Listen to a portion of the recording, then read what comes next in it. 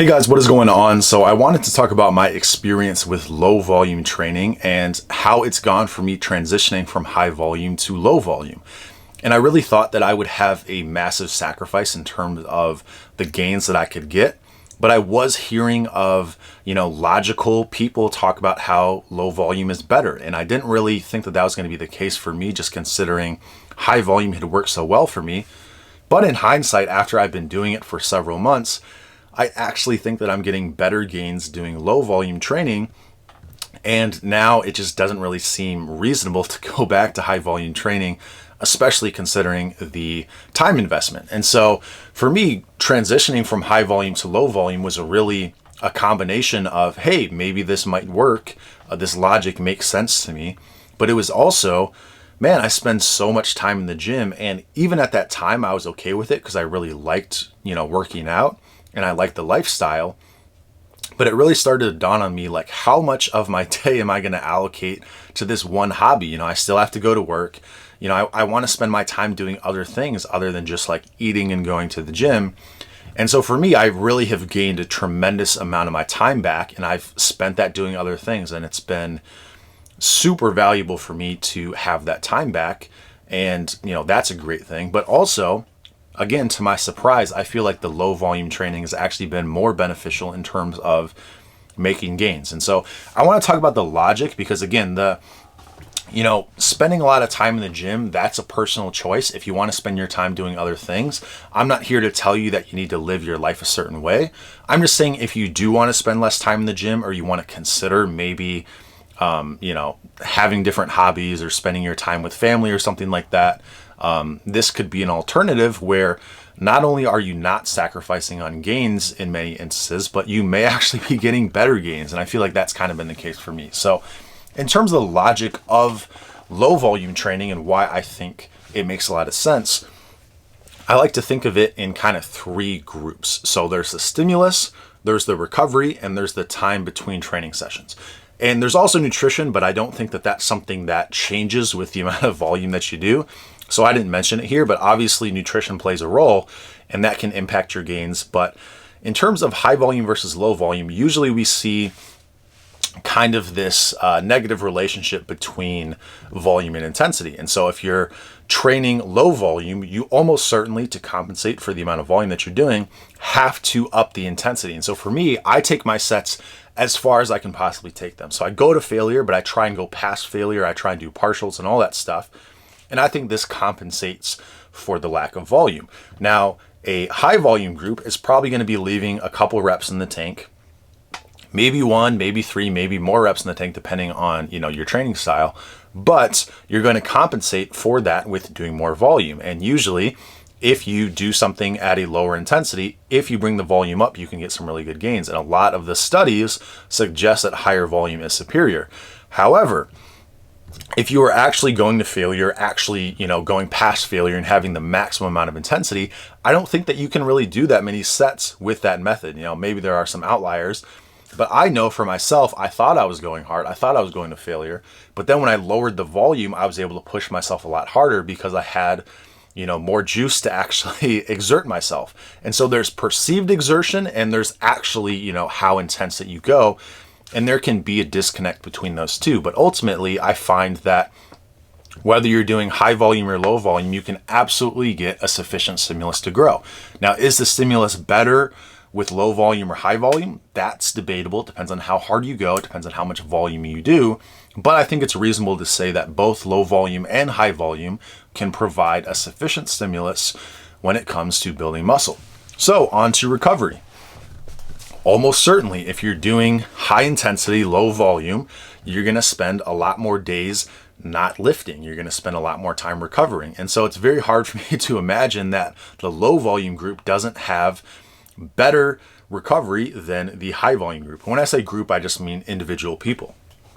And so for me, I'm spending, if I hit a muscle group, I'm waiting an entire week before I hit that muscle group again. And so almost certainly, even if the fatigue is higher by having that maximum intensity, given that I'm doing less volume, like dramatically less volume, and I'm spending an entire week in my instance, if not more, not working that body part again, my recovery is almost certainly better in the low volume group. And so I would say, again, the stimulus group, which is better, high volume or low volume? I think it depends, but I would say it's kind of a wash. In terms of recovery, it's almost certain that the low volume group is going to be better in terms of recovery.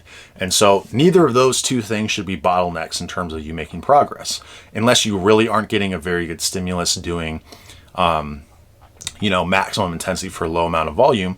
But at that rate, you can just kind of up the volume a little bit and see where you get that sufficient stimulus to be able to grow. Then the final group, and this is time between workouts, and this kind of goes in with volume, but one thing that I think is a reasonable thing to kind of dismiss low volume training is, let's say I do my training session, I get adequate amount of stimulus, I get adequate recovery. Maybe I'm spending too much time in between sessions where even if I did make gains, by the time I hit that muscle group again, it's possible that I have regressed to the point where I didn't actually make any gains from session to session. And this is a really easy fix, I think, and it's just, are you progressing week to week? And so for me, I look at my training logs, and every single week I'm progressing in weight. Well, clearly I'm making progress. And one thing to note is, as you do more volume, as you do more frequency, the neurological adaptation that you're getting in terms of doing more weight is much more than for somebody who's only doing 1 or 2 sets a week. So if I'm doing 2 sets of a chest exercise and then I don't hit that muscle group at all for a whole nother week and I only did 2 sets, who do you think is going to have a better neurological adaptation? The person who's doing multiple sets multiple times a week, or the person who's doing 1 to 2 sets for the entire week? The answer is the person who's doing more volume. And therefore, the progress that we see week to week from somebody who's doing high volume, a much higher percentage of that could be due to neurological adaptation, whereas the low volume group, it's not to say that there's no adaptation in that regard, but you can guess that a lot more of the progress that you're actually seeing in terms of lifting more weight is due to actually, building muscle. And so if we think of each week as just being these micro progressions in terms of how much muscle we're, growing, we're giving ourselves adequate stimulus, we're giving ourselves enough recovery, and we are progressing week to week, therefore we're not spending too much time away from the gym. Well, ultimately, that works. And so all we have to figure out now is, does that amount of volume that we're doing, does that translate to a higher rate of growth than the high volume group? And one thing that you can manipulate is, maybe as opposed to hitting a muscle group, let's say the stimulus that you get doing, low volume, high intensity is like an 8 out of 10.